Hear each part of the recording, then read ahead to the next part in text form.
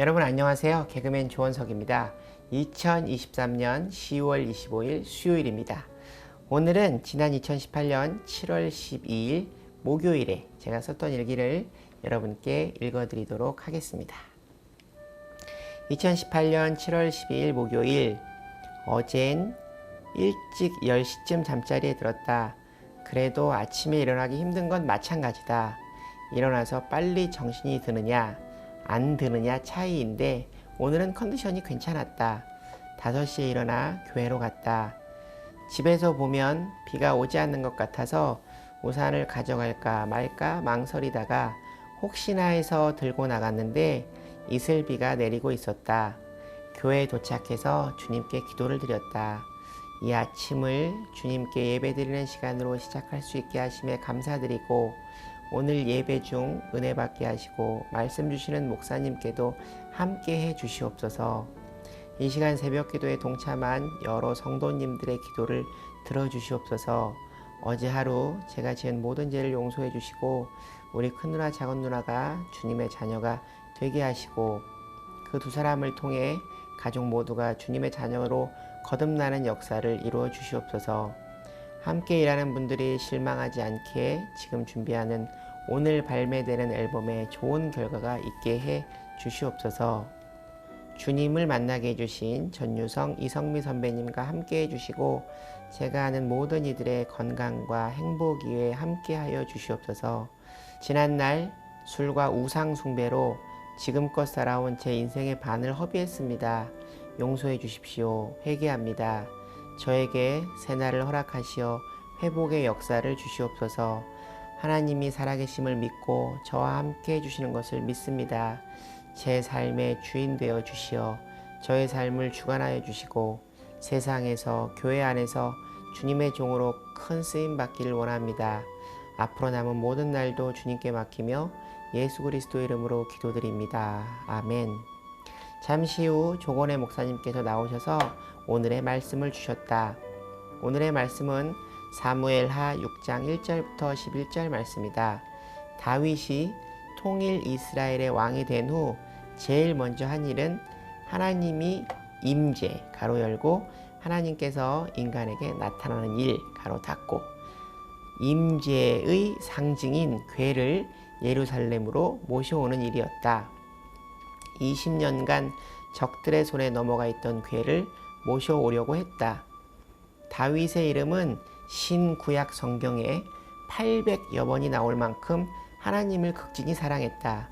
오늘날 이스라엘 국기의 별도 다윗 왕을 상징한다고 한다. 자신을 위해서가 아니라 하나님을 위해 하나님을 사랑했다. 궤는 하나님의 것이었고 다윗은 하나님의 모든 것을 소중히 여겼다.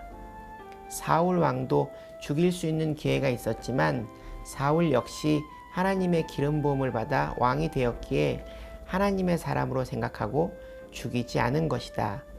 궤 안에는 십계명, 만나, 지팡이 가로 열고 무슨 지팡이인지 구체적으로 모르겠음 가로 닫고 등이 들어 있었다.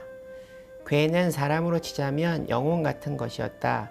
궤를 다윗이 모셔옴은 앞으로 이스라엘을 하나님의 법대로 하겠다는 상징적 의미인 것이다.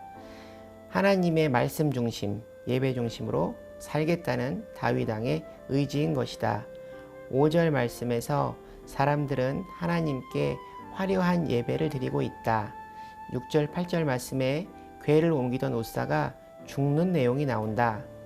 다윗이 궤를 옮기는 데 실패한 이유는 두 가지인데 첫째는 민수기 7장 9절 말씀 고핫 자손에게는 주지 아니하였으니 그들의 성소의 직임은 그 어깨에 매는 일을 하는 까닭이었더라. 궤는 반드시 고핫 자손의 제사장들이 어깨에 메고 옮겨야 한다. 수레로 이동하는 것은 우상을 숭배하는 이방 족속의 풍습이었다. 우리가 다른 사람의 발을 씻기는 섬김을 하려면 물의 온도를 확인해야 한다는 말이 있다. 하나님을 섬기려면 하나님의 방식대로 섬겨야 한다. 궤를 어깨에 매야 하는데 그것이 비효율적이니 수레를 사용하려는 사람의 생각이 들어간 것이다. 화려한 예식 속에서 본질이 흐려진 것이다. 두 번째는 웃사의 인간적 소견이었다. 민수기 4장 15절 말씀, 진영을 떠날 때 아론과 그의 아들들이 성소와 성소의 모든 기구 덮는 일을 마치거든 고핫 자손들이 와서 맬 것이니라. 그러나 성물은 만지지 말라. 그들이 죽으리라. 회막 물건 중에서 이것들은 고핫 자손이 맬 것이며 괴는 사람의 손으로 만질 수 없다. 소가 뛰니까 웃사가 괴를 붙들었지만 하나님은 용서하시지 않으셨다.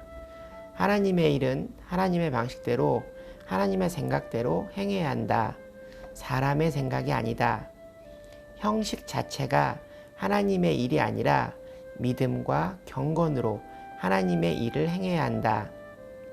말씀과 기도로 하나님의 뜻을 바로 아는 것이 중요하다. 언제가 될지는 모르지만 난 복음을 전하는 일을 준비하고 있다. 내가 경험한 하나님과 하나님을 만나며 나에게 일어난 놀라운 일들을 사람들에게 전하고 싶은 것이다. 오늘 말씀은 그런 나에게 주시는 것 같다. 내 생각이 아니라 하나님의 말씀을 온전히 전하라는 말씀을 주신 듯하다. 그러기 위해서는 하나님의 말씀을 더 온전히 공부해야겠다. 성경 말씀을 읽고 공부하며 하나님이 나를 쓰실 그날을 준비해야겠다. 오늘도 하나님과 함께해서 좋은 날이다.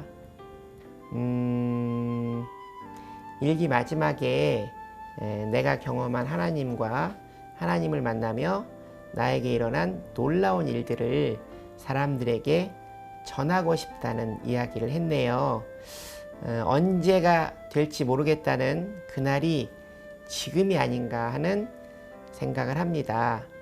5년 전에 들었던 생각이 지금 이 유튜브 채널을 운영하게 만들지 않았나 싶습니다. 자살을 시도하고 우울증과 알코올 중독으로 극심한 외로움과 방황을 하던 제가 하나님을 만나 평안과 소망을 갖게 된 이야기를 정말 많은 사람들에게 들려주고 싶습니다.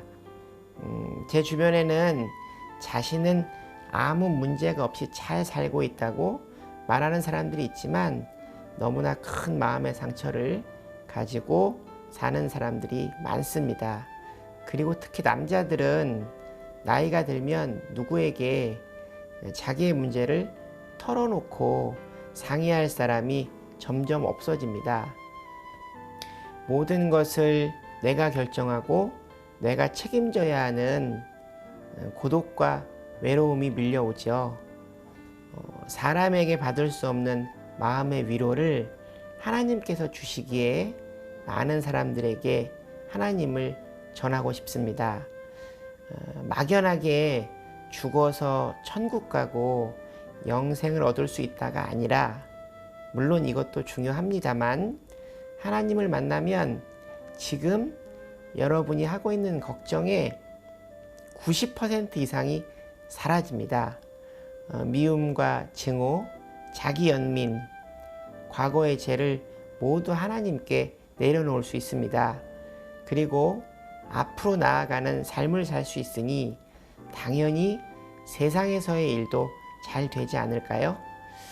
과거의 저처럼 힘든 인생을 사시는 분들이 꼭 하나님을 만나시기를 간절히 소망합니다.